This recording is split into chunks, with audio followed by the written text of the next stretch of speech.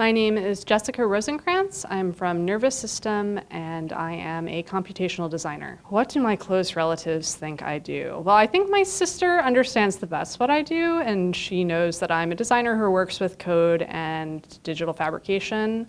Sometimes I think that my mom just thinks I'm a jewelry designer, and maybe my dad, I don't know what my dad thinks I do, actually. What I do is really hard to describe, so I think most people can't really wrap their heads around it, or there's too many different elements and it's hard to put them all together into one picture of a career. So I'm building a new studio in the Catskill Mountains in New York, and my new studio is gonna look a lot like my old studio, so it's gonna have a mixture of digital and traditional tools, so tools that you would use like woodworking tools, but also stuff like computer-controlled machines like 3D printers and laser cutters.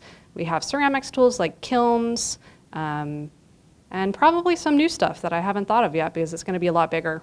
We do get a lot of job inquiries, although it's often hard to find people who are the right fit for our studio. In our studio, sort of everybody does everything. So people do sort of glamorous things like working with computer-controlled machines, but we all also do stuff like assembling art and jewelry and shipping things and writing emails.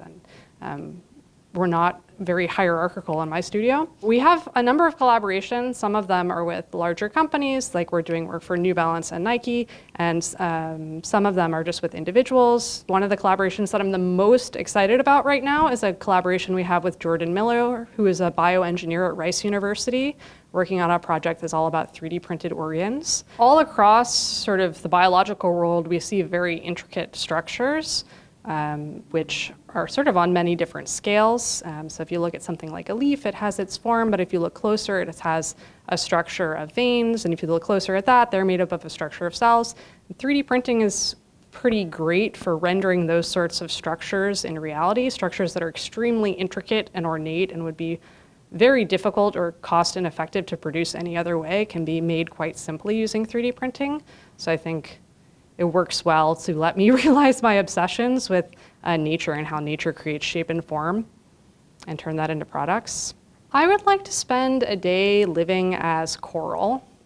I think that would be very informative. Coral is symbiotic, so it's like part animal and also like has symbionts living in it, which can photosynthesize, and they work together to be like a creature that can live off of light, and they're also like communal, and they build these huge reefs of many individuals and different species working together.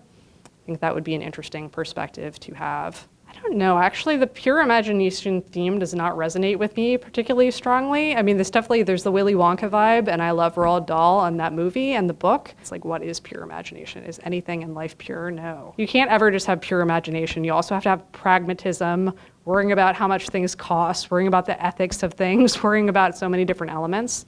And I feel like, yeah, I never just purely imagine things.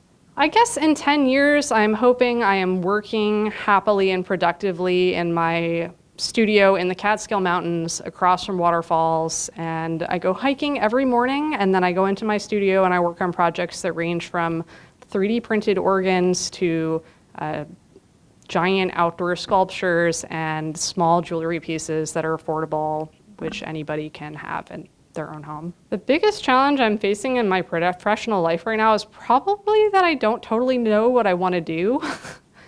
I think maybe that's everybody's biggest challenge. I've been doing my studio now for 12 years, which is much longer probably than many other people would like stick to the same thing, especially if it was like something they're just doing by themselves. But I think always wondering, what should I be doing? Like, what can I be doing that would have a bigger impact on the world, that would use my skills to the best use? I think FITC does a really good job of bringing together people who are like researchers and dreamers with people who are like actually in the industry doing work, ranging from like web technology to graphic design to like all different areas of the design world. And I think that's what makes it really unique, is that it has both of those facets, both the professional and the like out there creative.